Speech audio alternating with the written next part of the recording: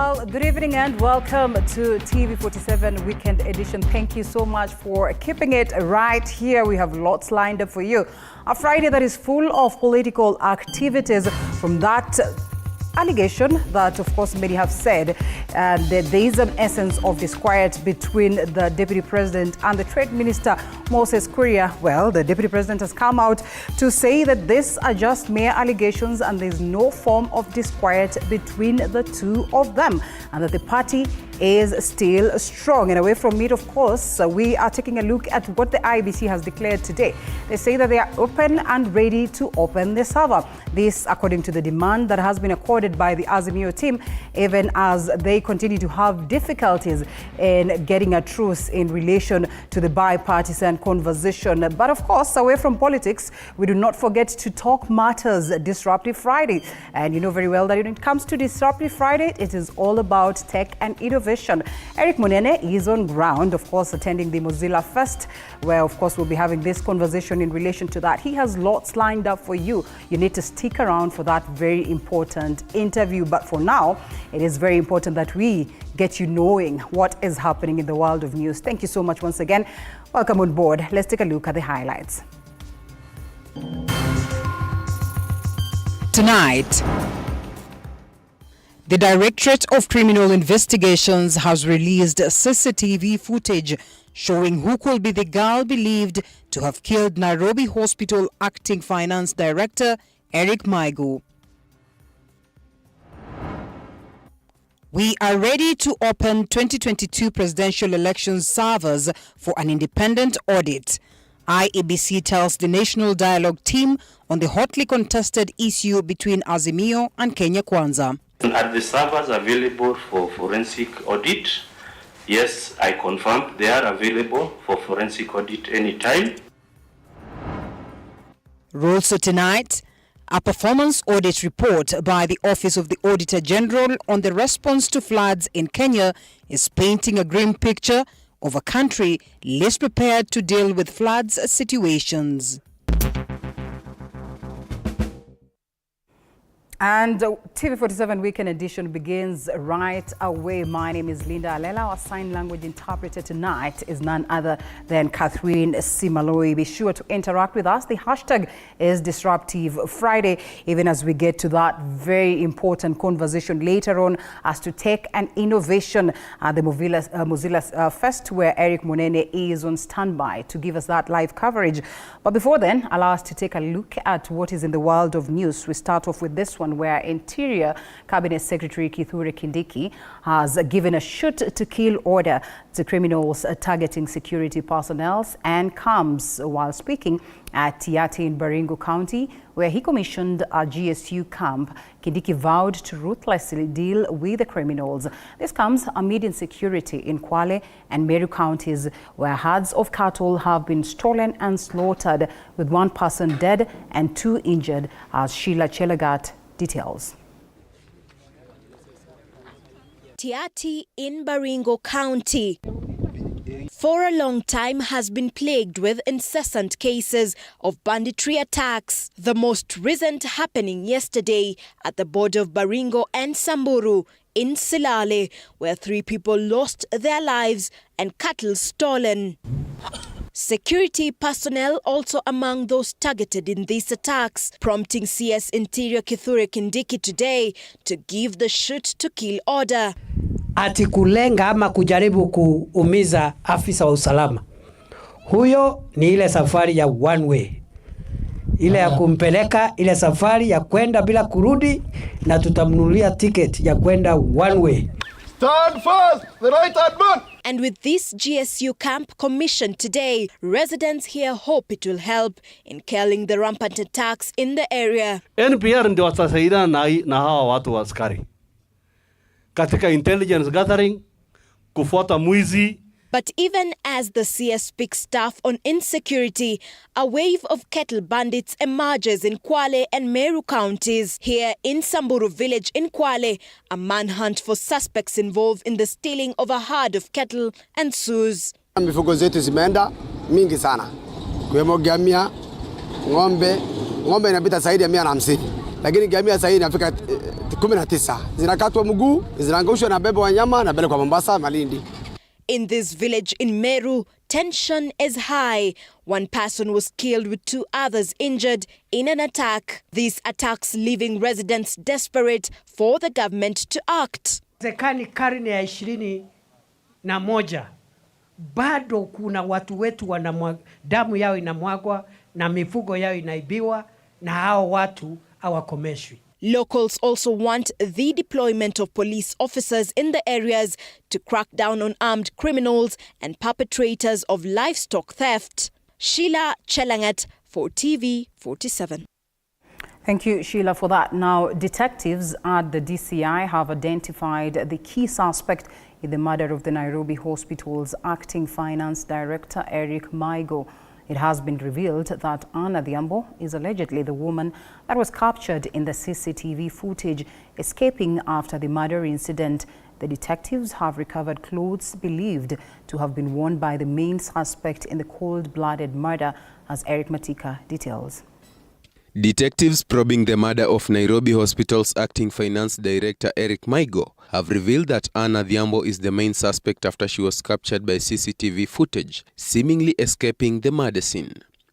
Detectives recovered clothes believed to have been worn by the main suspect in the cold-blooded murder in Bombolulu village in Kibera, where the suspect is alleged to reside, but she was nowhere to be found. The suspect is currently on the run and is believed to be between 15 to 17 years old. She is said to have sat her KCPE exams at the Dagoretti-approved school between 2021 and 2022. In a CCTV footage captured, the suspect is seen trying to escape from the residence at around 6:30 p.m. after committing the murder. She finds this back door closed and is unable to get out. She risks climbing this water tank and tries to jump over this wall that is fitted with electric fence. After minutes of struggling to jump over the wall, she manages to flee, though with severe scratches from the fence. An autopsy revealed Maigo was stabbed 25 times.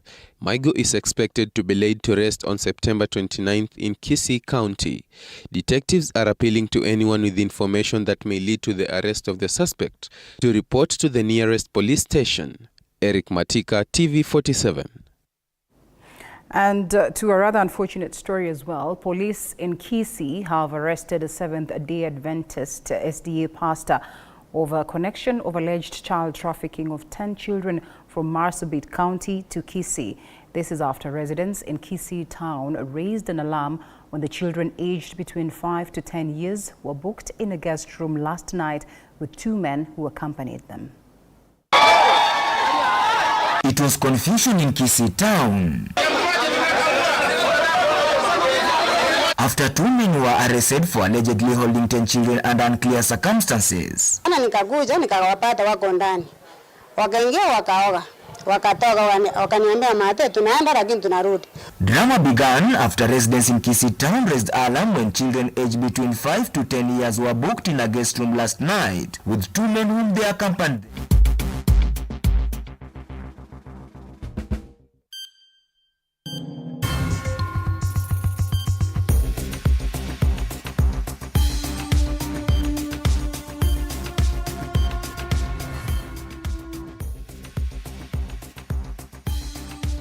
Bit of a technical hitch there. Our apologies. Now, a performance audit report by the Office of the Auditor General on the response to floods in Kenya is painting a grim picture of a country least prepared to deal with flood situations, and with a warning issued by the weatherman about the likelihood of El Nino rainfall occurring in the country, that is in the next few days. It is now becoming likely that Kenyans will once again be let down, as Grace Kuria Kanja details.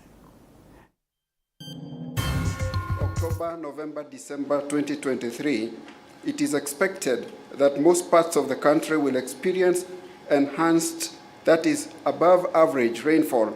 This will be driven by warmer than average sea surface temperatures over the central and eastern equatorial Pacific Ocean, indicating the presence of El Nino conditions. So we were warned, right?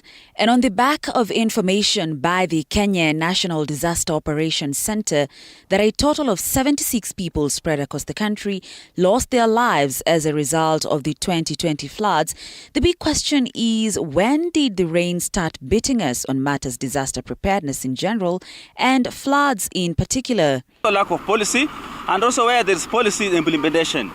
Because there are many countries, they have their disaster acts, but where is implementation? So those people also who are employed to do that work, there are some of them that are incapacitated. See a 2023 performance audit report of the Auditor General on response to floods in Kenya, which was done as a result of floods occasioned by climate change, revealed, among other things, the inadequacies in flood response and recovery, one of them being lack of early action despite dissemination of early warning information. The report revealed that flood early warning information was generated both by the Kenya Meteorological Department and the Water Resources Authority. Information was communicated to stakeholders. However, the audit noted lack of early action both from government actors as well as the community. Some of the disaster preparedness challenges facing flood response in the report are an unclear mandate for flood response, where, according to the audit, no focal national government entity is specifically charged with the mandate for flood response. Instead, responsibilities were spread across several entities, each tackling different aspects of flood as a disaster.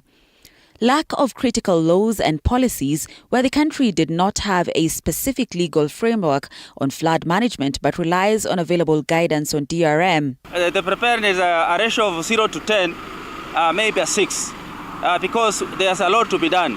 The national legislation for Kenya, I've not seen it. It's not yet out. The report recommends, among other things, that the National Disaster Risk Management Policy and Law be enacted, as well as the finalization of the development of the National Relief Assistance Policy. Meanwhile, next week I'll be convening the National Emergency Response Committee that I chair, with all government agencies, development partners, the Red Cross, international organizations, and no other stakeholders to discuss our preparedness for the expected El Nino rains. Grace Kuriakanja, TV47. And from that declaration by the Deputy President to another, he says that, of course, he has come out to dismiss the purported rivalry between him and Trade Cabinet Secretary Moses Kuria. He was speaking during the burial of Mau Mau freedom fighter Field Marshal Muthoni Wakirima at Kinunga Stadium in Nyeri County. The Deputy President downplayed the recent calls by the government critics to have the CS fired over misconduct claims, saying that Kuria is there to stay and insisting that he has to protect the interest of Mount Kenya, dismissing claims of possible rift between himself and the CS. Politics took center stage during the burial of Mau Mau freedom fighter Muthoni Wakirima in Nyeri County.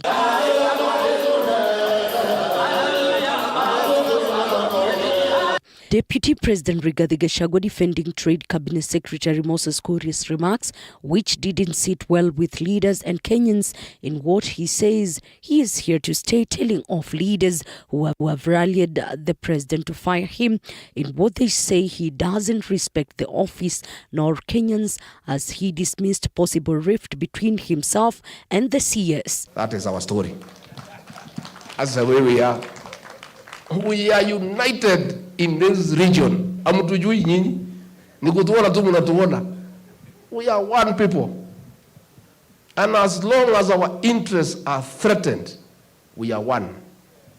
Deputy President Rigathi Gachagua downplayed the perceived rivalry and politics on control of Mount Kenya region, saying the region was united in voice and reason under his leadership, with Moses Kuria, who was also present in the burial, affirmed Gachagua's leadership in the region.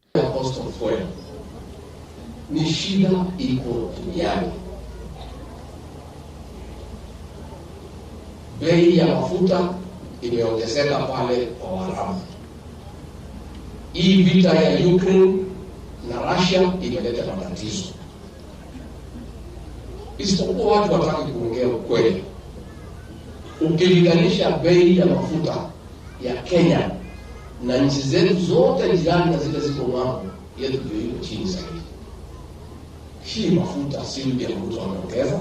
A section of leaders from the opposition and some in government called on President William Ruto to fire CS Kuria and reshuffle his cabinet, citing misconduct, with Kakamega Senator Boni Halwale stating that the president should sack Kuria to restore sanity in his leadership. Deserves to be fired. He must be fired for his utterances. He must be fired for his incompetence. And he must be fired for his disrespect, not only to the people of Kenya, but to the institution of parliament. The Kenya Kwanza Brigade as well as the Azimio affirmed their support on dialogue, with each side urging soberness for the bipartisan committee to come up with the solution. Mwache kutusukuma sana, hata kutumia askari hata saa 7 ya usiku, saa 8.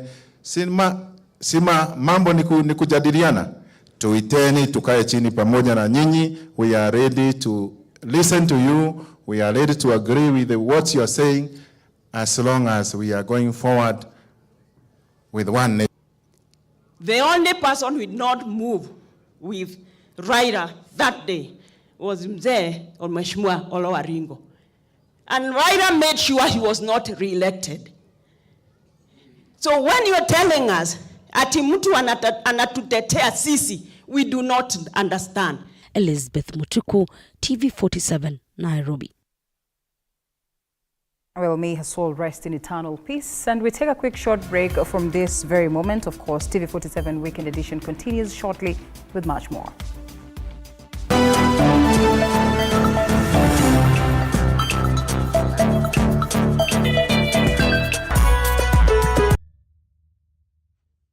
The news that matters the most is the one that hits close to home. When disasters strike, we are there to inform you. When the bullets are flying, we tell you who's shooting and why. Reporting on your victories, your health, your money, your security, your past, present, and future. We are interested in telling the stories of creativity, hard work, and resilience that you are known for. That is our job. This is my job. My name is Victor Muyakane, and it's my honor to bring you this news this way every Thursday night on the home of Untold Stories.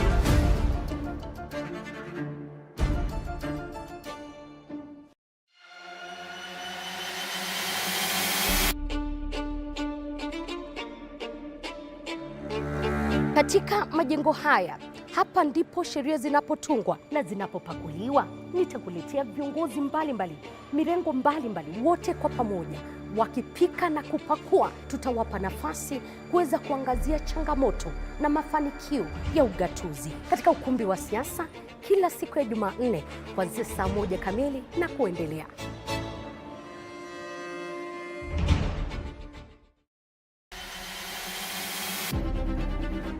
Toka eneo hili la Naivasha kwenye kaunti 032, gatuzi la Nakuru. Toka kaunti ya Elgeyo Marakwet, kaunti 028. Nikiripotia runinga ya TV47 kutoka kaunti ya Wajir. Nikiripotia TV47 kutoka kaunti ya Turukana. Kwa matukio yote yanayojiri katika kaunti hii 012. Kutoka kaunti nambari 1, kaunti ya Mombasa. Nikiripotia TV47 kutoka kaunti ya Lamu. Nikiripotia TV47 kutoka Kisii County. Nikiripotia TV47 kutoka kaunti ya Machakos. Kutoka kaunti hii ya Trans Nzoia. Kaunti 038. Kutoka gatuzi nambari 029, kaunti ya Nandi, chemichemi ya mabingwa. Nikiripotia TV47 kutoka kaunti ya Kakamega. Nitakuwa nikiripotia runinga ya TV47 kutoka kaunti ya Bungoma. Jina langu ni Paula Munio. Willy Dennis Jiru. Fabian Kibet. Mimi ni Hashim Jimal. Mimi ni Kitio Mika Masai. John Javakiania. Jina langu ni Abdulaziz Nameka.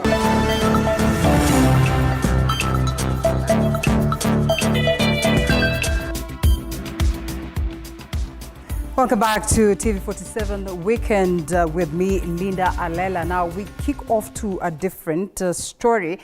And the head of Public Service, Felix Koskei, has asked the Board of Earthy Water Development Works to suspend its Chief Executive Officer, that is Engineer Michael Twitter, over allegations of corruption. This comes even as Twitter is in the custody of detectives. This is after he was reportedly nabbed from Parklands this morning, where he is said to have been hiding to evade EACC detectives. Twitter reportedly refused to submit documents relating to a multi-billion tender scam for which he is being investigated, prompting EACC to invoke its enforcement powers to compel compliance. Koskei has also asked the Board of Central Rift Valley Works Development Agency to also suspend its CEO, Engineer Samuel Oruma, on corruption allegations.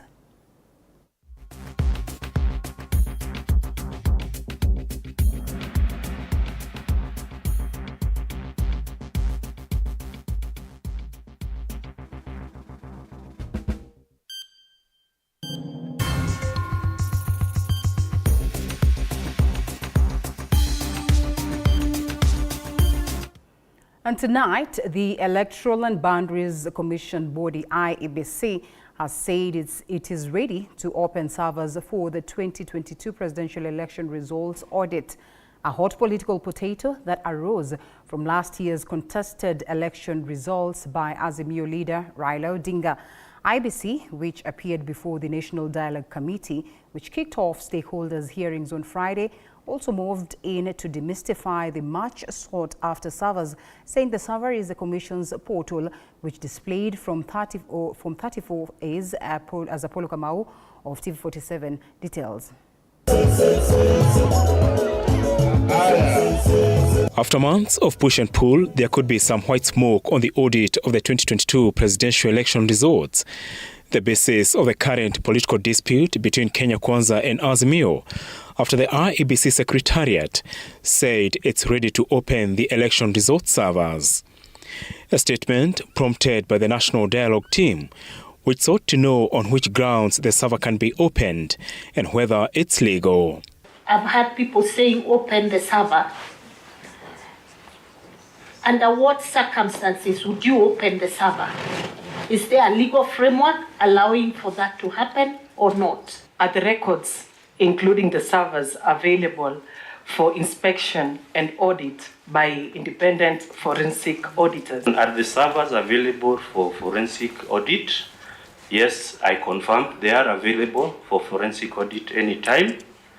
And also to clarify that they were used to process the exact replica of the physical forms that are available. So they are available to be compared with the physical forms and the electronic data in those servers.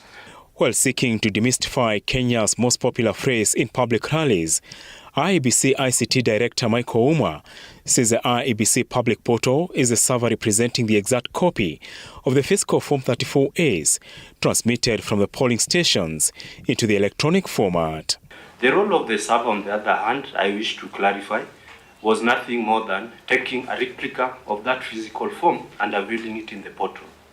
That is why we are confident, even now, if an audit is to be done, you will basically be seeing those forms and the servers used to process them and confirm if those images of forms we had, the 46,201 of them, is the exact replica as they were signed in the polling station.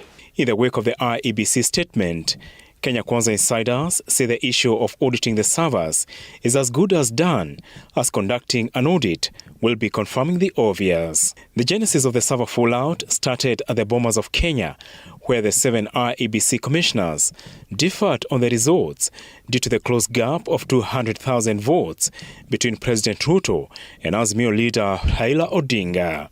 IEBC Secretariat now pushing for justice for the Bomas fiasco and recommended an inquiry into the chaos to punish the perpetrators. Incidents at Bomas, I want to know whether your commission did file any complaints with the police out of the events of August 15. If we are to institute this commission of inquiry, or this inquiry in there, how far should it go?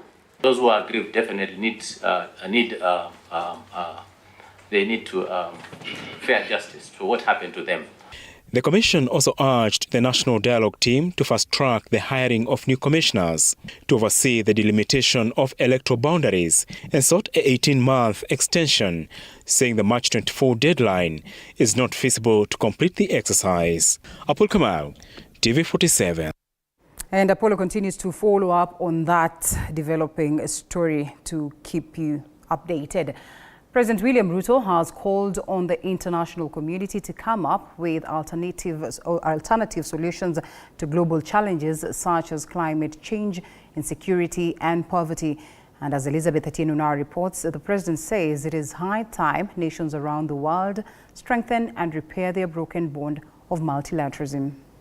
On Thursday, the 21st of September 2023, President William Ruto delivered his thought-provoking speech at the 78th United Nations General Assembly in New York, where he raised concerns to the international community for the delayed efforts in combating the adverse impacts of climate change and the implementation of the Sustainable Development Goals. The environment of pervasive mistrust between the global north versus the global south, developed versus developing, rich versus poor, polluters versus victims, and net emitters versus net victims, which complicate and frustrates multilateralism, is the inevitable result of promises not kept, commitments not actualized, resolutions not honored, and principles not observed.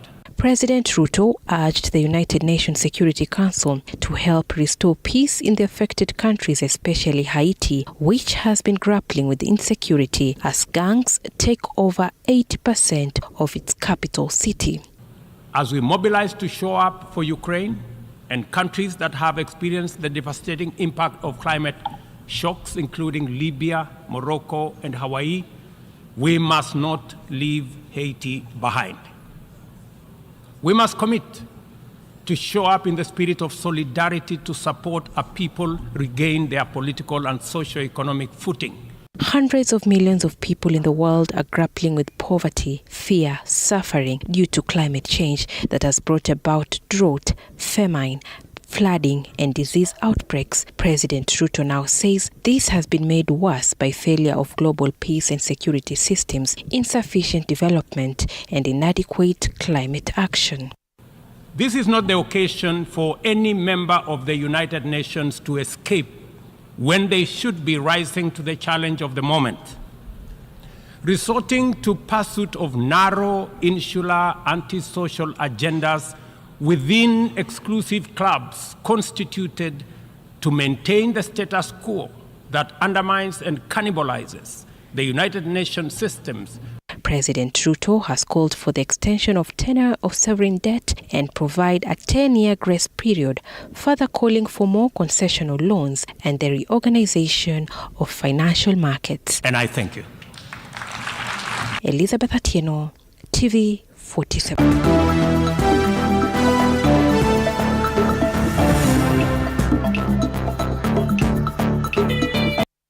Now let's talk business. The Kenya Investment Authority is beefing up trade data at its one-stop center to cater for the delays on the investment due to lack of surety on best investment opportunities, while signing a memorandum of understanding with the United Kingdom trade envoy touring the country.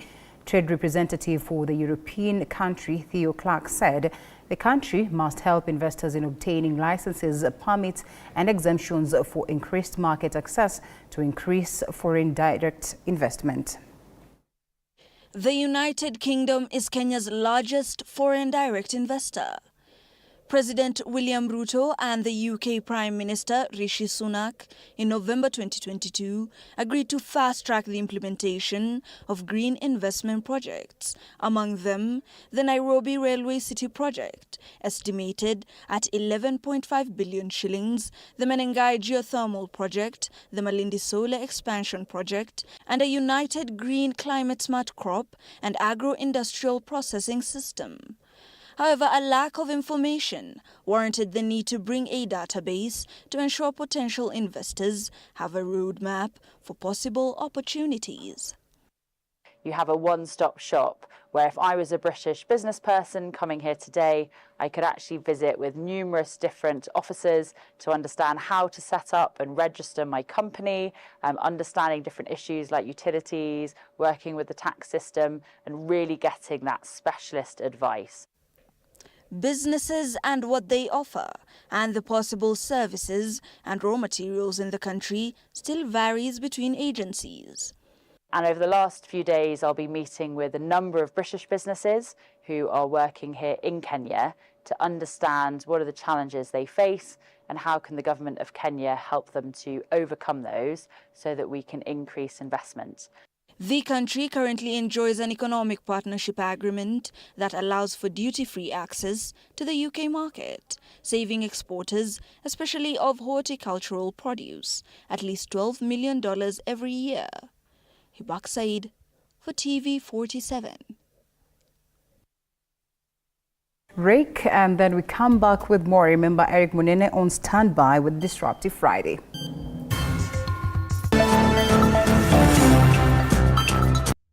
The news that matters the most is the one that hits close to home.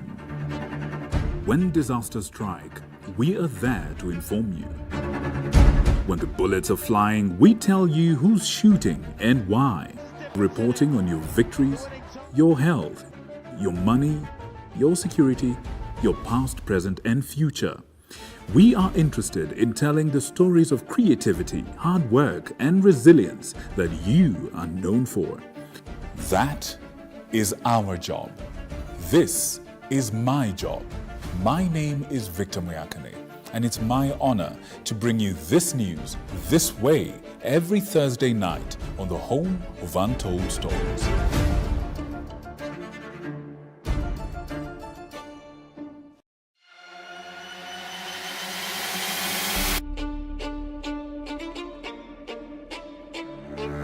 Katika majengo haya, hapa ndipo sheria zinapotungwa na zinapopakuliwa. Nitakuletea viongozi mbalimbali, mirengo mbalimbali, wote kwa pamoja wakipika na kupakua. Tutawapa nafasi kuweza kuangazia changamoto na mafanikio ya ugatuzi katika ukumbi wa siasa kila siku ya Jumanne kuanzia saa 1 kamili na kuendelea.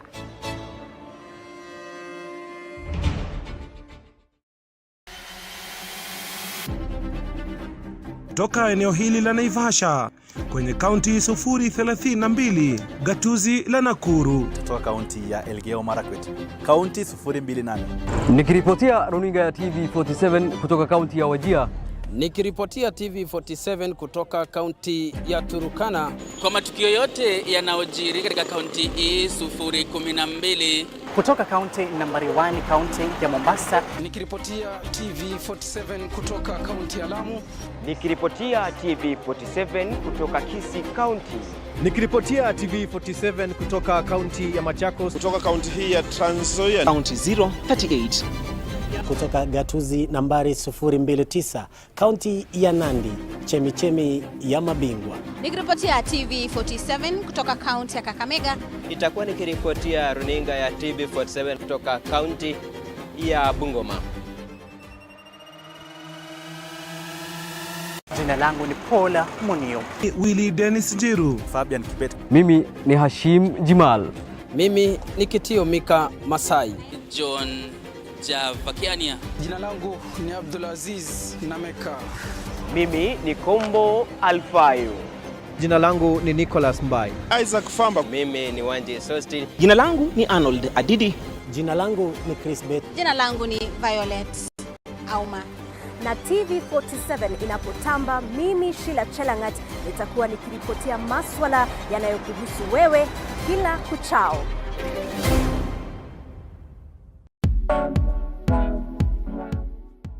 Every Thursday 7:30 p.m. unapata nafasi kufahamu viongozi mbalimbali kutoka humu nchini, kuanzia wabunge. Through Changa, we could get money to pay our rent, to pay our bills. When I was growing up, water was a problem where I was born and bred. We wake up at 3 to go and look for water. Magavana must be ready to be a tough woman and not a woman to be walked over. Kwa hivyo you respect people. Ndani ya Mfahamu Kiongozi, story na historia, na mi Elizabeth Muchuku.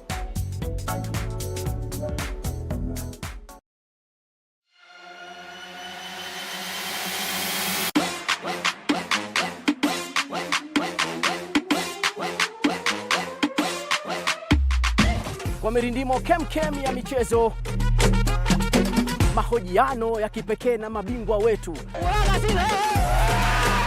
makala ya kuvutia pamoja na matukio mubashara viwanjani. Shabiki, tutapiga mbizi katika kila kiwanja, ndani na hata nje ya nchi. Mtazamaji, uko tayari? Ni kazi michezoni ama michezo kazini? Ungana nami Ahmed Bahaj, sajili mpya nimefika katika kipindi cha kipekee Mchaka Mchaka. Zitatoka cheche, tutapiga mstari chini yake. Si bora michezo, ni michezo kwa ubora wake. Mcheche.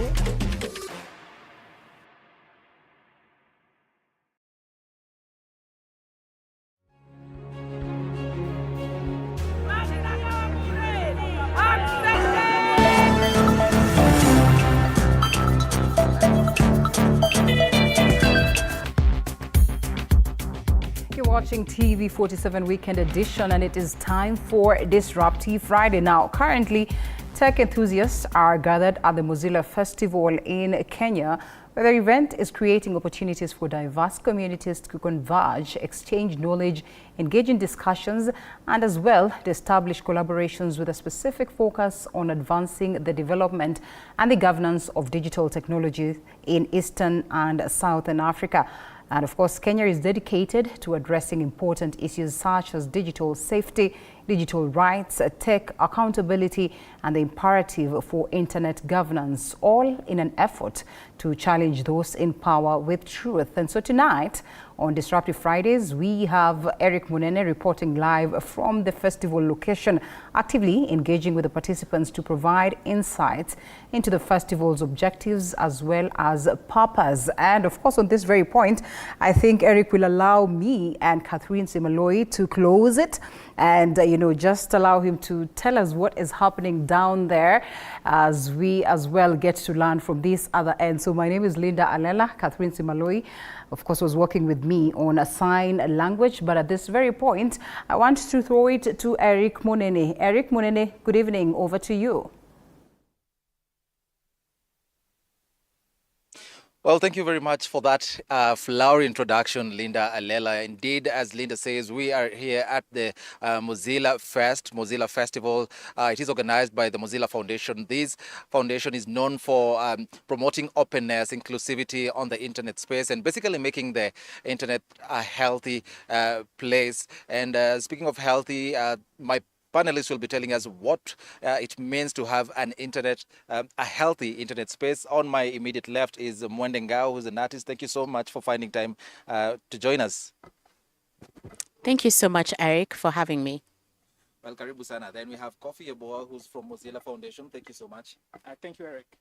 And then we have Professor Bruce Mutsaveiro. Did I get that right, Prof? Yes, sir. Yes, from the Utrecht University in the Netherlands. Thank you so much for joining us.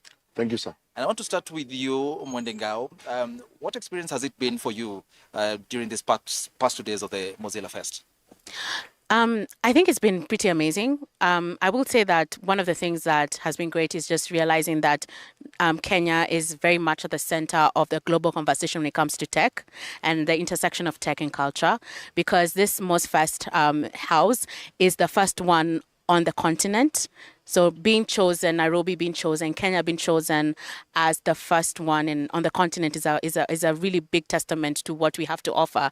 So for me, it's been amazing. I was moderating a conversation, a Pan-African conversation between Kenya, Zambia, and Nigeria on digital rights and what we can do to collaborate together to make sure that the internet is working for the three countries and how we can make the conversation bigger. And so for me, it's just been really amazing to be here. The energy has been amazing. The conversations have been amazing, and I'm really looking forward to continuing to kind of collaborate with all the people I've met today. Well, thank you. And I want now to engage Kofi Eboa. Kofi is from the Mozilla Foundation. Of course, the corporation is behind all this. You keep doing this every other year, I believe. What aspects of MozFest's unique blend of art, technology, and societal values are you most excited about? I think it's a really interesting space to be, especially when it comes to tech and art. And it's funny that you asked that, because art in our society is used to sort of express very complex concepts, right? And For instance, when people say, oh, how does a policy loop or gap encourages corruption? It's difficult for everyone to understand, right? Unless you are really technical. But when somebody, an artist, uses any artistic form to be able to express that, it makes it very easy for people to understand. So, for instance, in the tech environment, when we talk about the impact of AI, how would AI create more harm than good? You need an artistic person to be able to sort of illustrate that in a way that people can understand. And it can be through films, it can be through playing games to be able to do that. And there's the kind of environment that we create at Mosfest. I want to throw it to you, Prof. Prof. Motsovairo, what does a more humane digital world mean to you? A more humane digital world? Yes. That's a very interesting question. And thanks very much for throwing that at me. For me, I think that has to be a digital world that is inclusive. There are a lot of problems and challenges that we face, particularly on the African continent, and it's thanks to Mozilla Foundation for bringing this to Africa. And I agree with my sister over there when she says that bringing this to Kenya just is a testimony to what opportunities that Africa has. And you see, we have many problems here, particularly in terms of access, right? Not everybody can access infrastructure, for example, in the rural areas on the African continent.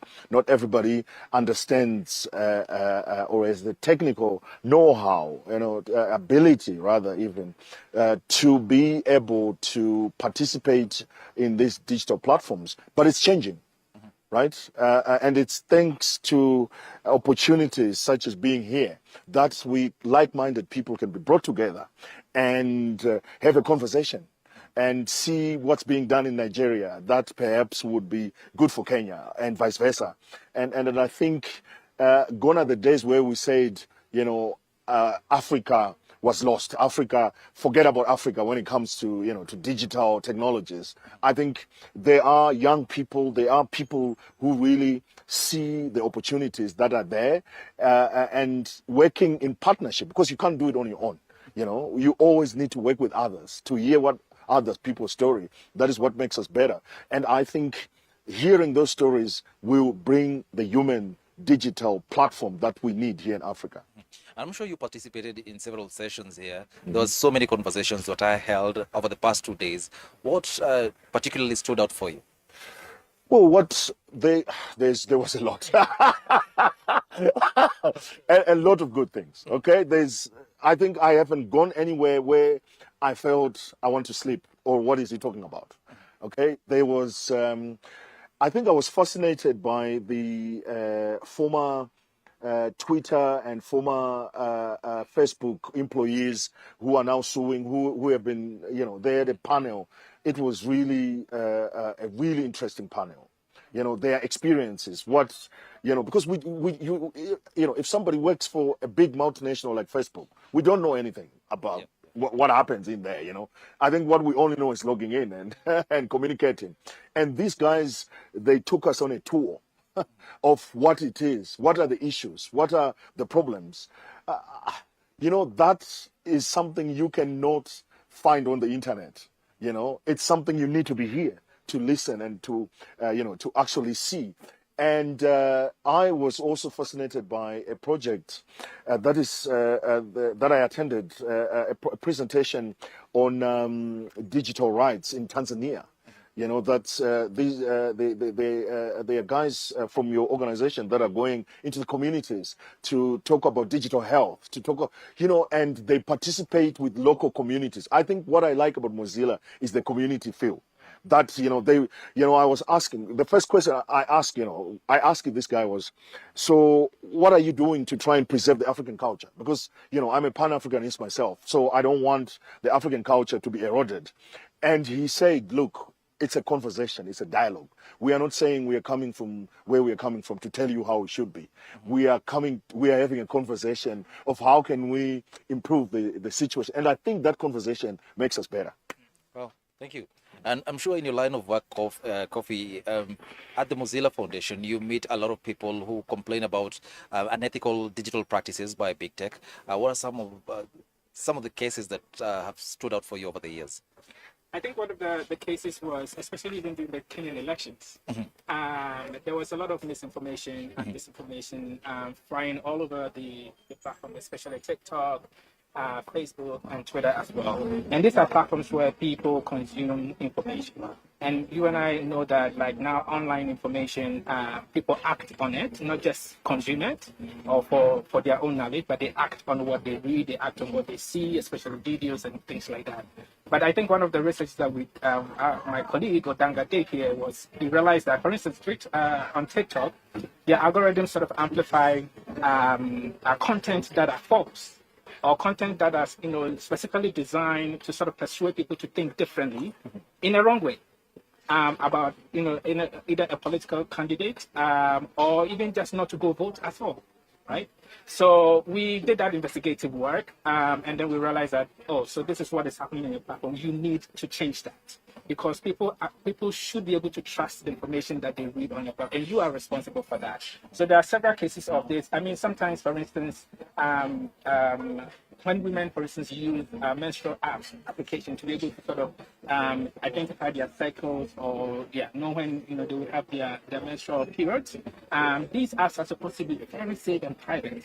But then one of the research that we did from our team who handled the privacy not included, we realized that these apps actually sell your information or your data to a third party without you being aware of it. And sometimes they can sell it to government without you being aware, or share with government without you being aware of it. So these are some of the cases that we've realized, right? And it comes back to having a healthy internet.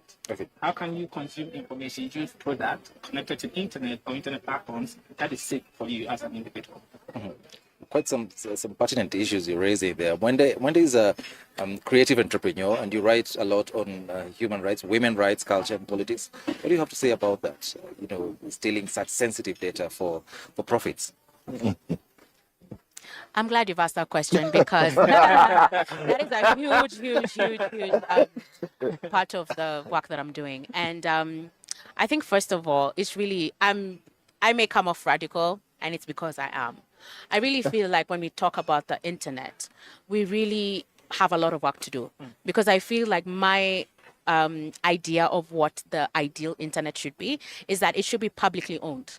It should be a space that all the people of the world can access. And so it's not like necessarily like private companies running everything and telling you this is what you need to care about, because this is a space that should belong to all of us. And so when it comes to things like data privacy and data security and things like that, we actually have to have the hard conversations where it's, at the end of the day, my data is mine. I would need to have, having to have like clear transparency really on what happens to my data. And I feel like in Kenya, we're lagging behind, to be honest. We have a lot of loopholes when it comes to what happens to our data, that we literally, when you look at, like, let's say the traffic, those cameras that take pictures of you when you're in traffic in town or wherever, where is that data stored? What happens to it? How long is it stored there? Who has access to it? When you think about your bank data, your mobile data. So there's a lot of questions when it comes to our data and who has access to it. And it's a huge question that we need to, as citizens, we need to sort of start asking those questions, because at the end of the day, data is the new oil. And so we'll have like a lot of different countries trying to access our data, and we need to know what is happening to our data, who has access to it, because it's ours. And so I think that there's a lot of work that needs to be done there, and there's a lot of training that, and Kenyan citizens being able to kind of understand that your data is actually important. Not anyone should have access to it, because I think we're kind of like, we don't know these things. And there's like a huge gap there when it comes to education and digital literacy, really, where, you don't even things like businesses. The fact that you left your number somewhere and someone can start calling you and you were like, how did you get my number? That is a breach of your privacy. And so we have a long way to go there. And I feel like in the next couple of years, we need to take that seriously, because not just as a security measure, but also in general, the fact that your data is worth something means that we really, really, really have to be on top of it.